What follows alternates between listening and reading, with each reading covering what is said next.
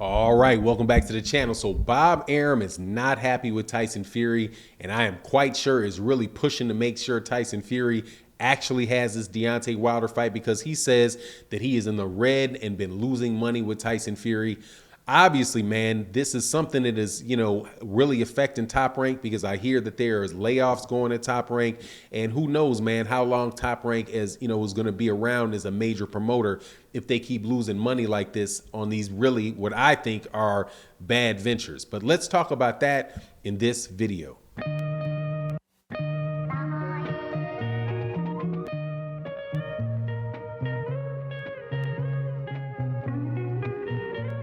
All right, welcome back to the channel. So, in this video, we're going to talk a little bit, be a little bit heavy on the business of boxing, right? The dollars and cents.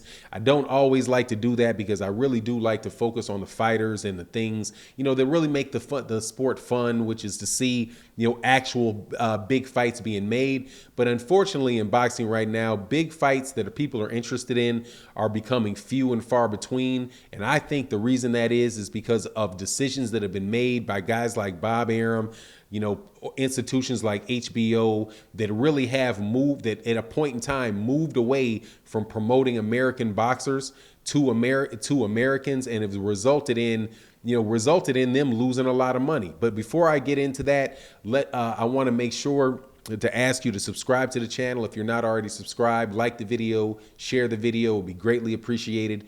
But Bob Arum says that, was asked by Barbershop Conversation, it was a couple of weeks ago. I actually just got to watching the very, very excellent interview that he did on that channel, where Bob Arum was straight up asked, "Hey man, how is your investment with Tyson Fury going, right? Are you in the black? Are you in the red?"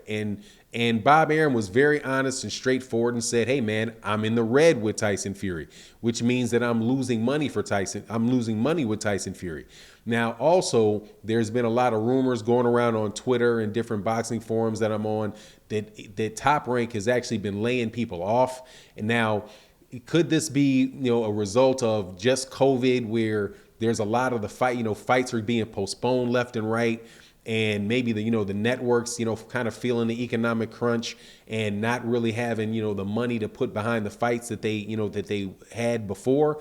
I can't say, but I do believe, I do believe that has something to play in it. But however, I really believe that the biggest reason that Tyson Fury himself has not made Bob Arum money is because, one, he's only had one fight with Tyson Fury that's been a big fight since he signed with him, and that is the second fight with Deontay Wilder. The other fights that Tyson Fury had with Bob Arum, which were the Sefi Safiri fight,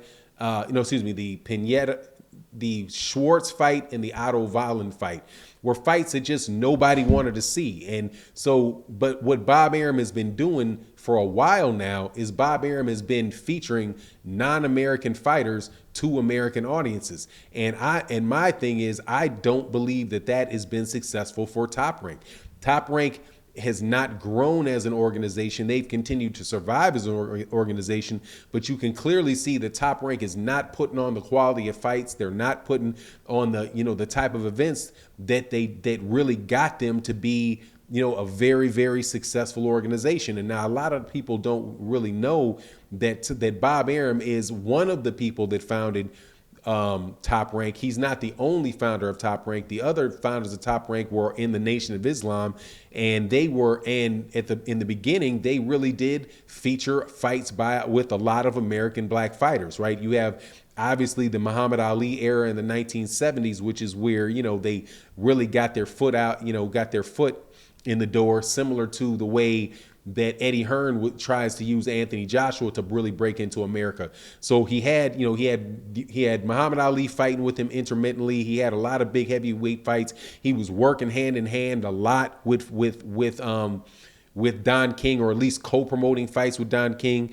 That went all the way into the 1980s, where you have all of the fights that took place between Tommy Hearns, Sugar Ray Leonard, Roberto Duran, Hagler, right? Those are really the fights. And even into the 90s, where you had Oscar De La Hoya was fighting Shane Mosley. He was fighting Tito Trinidad. He had fights with guys that really were, if they weren't American actually, but many of them were Black Americans. And it seems like Bob Arum really went away from that when he went in the early 2000s and went just a completely different direction. And I think that that's catching up with him.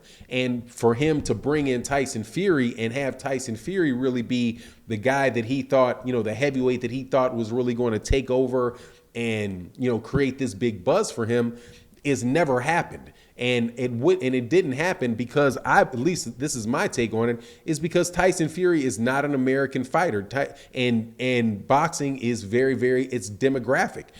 It is based on demographics, and Canelo Alvarez is somebody that is very, very popular, but he's from Mexico, and Mexico is right next to the United States. You have a very large population of Mexicans in the United States that really help him succeed. But the other biggest fighters, that have been in the United States have been guys like Floyd Mayweather Jr., who has a base in the United States.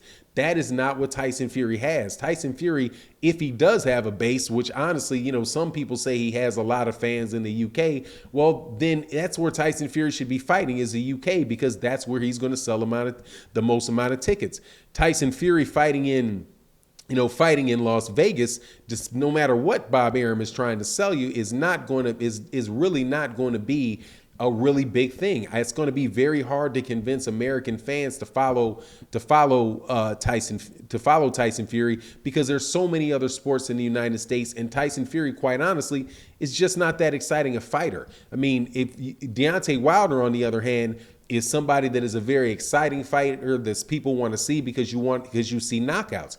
Tyson Fury can talk a good game going into the fight, and talk about people being dossers and how he's the greatest fighter ever. He can do corny stuff like come in with Batman and all that stuff. But when you actually see him get into the ring, like when you look at what happened in the Otto Wallin fight and what happened in the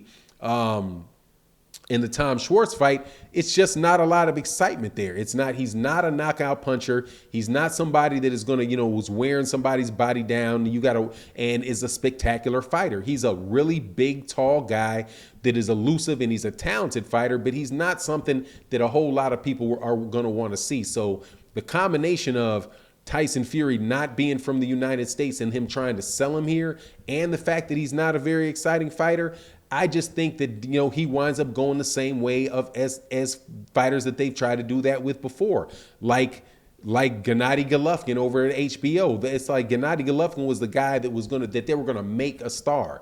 But to a certain extent, man, you got to actually be a star in the area that you're from to be, to get there. It's not something that a promoter can just say and make be. You've got to have a fan base there that is there for you. And the fan base for Tyson Fury in the United States it's just not there. So even if he beats Deontay Wilder, and then after that, who is he going to fight, right? Who is going to create the interest for Tyson Fury in the United States, where Bob Arum is the promoter? Because Bob Arum's not the promoter for him over there in the UK. I mean, I don't think it's going to be anybody. And I think that he's just going to wind up being kind of like, Vladimir Klitschko was here. Vladimir Klitschko was a guy that they were going to make a star in the United States, and it wound up just not being the case, and he had to go back to Germany to fight. Like, I don't think that American promoter is going to be tremendously successful in the United States unless they are in large part focusing on selling American fighters to Americans.